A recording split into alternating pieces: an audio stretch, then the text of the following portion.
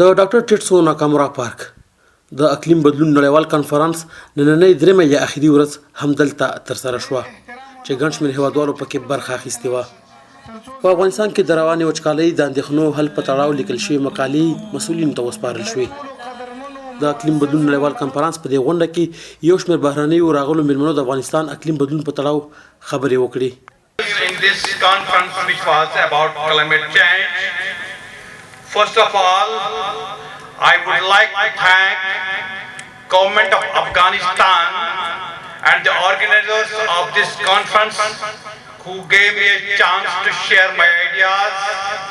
ورته ورسوي کومې ساحې ډېرې متضررې دي او کوم خلک هغه خلک کټګوري کړی شي چې لومړی کټګوري خلک لومړی قشر دویم دریم د هغوی د وس د هغوی د عمر د هغوی د پوهې مطابق هغوی د ننګرهار پوهنتون مسؤلینو او بهرنیو راغلو استادانو په یو ورسېدیز کنفرانس کې پر افغانانو غږ وکړ چې د هېواد کې شته اوبو قدر وکړي او هر څوک له مشروطوبه په دې باید پوه شي چې اوبه د ژوند څومره لوی ضرورت دی. And they should pay for it. Afghanistan, as all of us know, is suffering from the consequence of water. As an example, there is a lot of drought at the time being in some areas, and there are a lot of floods from time to time, and the Afghan have to be educated about this. Very clearly, the commitment of the government of Afghanistan to take climate change very seriously and to explain it to the people of Afghanistan and to do everything that is possible.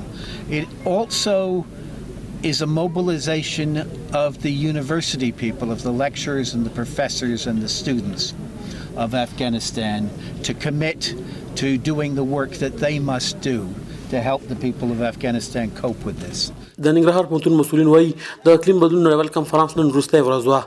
هغه مقالې او څېړنیز پوسټرونه چې استادانو لخوا لیکل شوي وو نن په همدې غونډه کې خلکو ته وړاندې شو. پروګرام وروستۍ ورځ وه چې دا پروګرام د کوز کونړ ناکامرا په پارک کې نیول شوی و.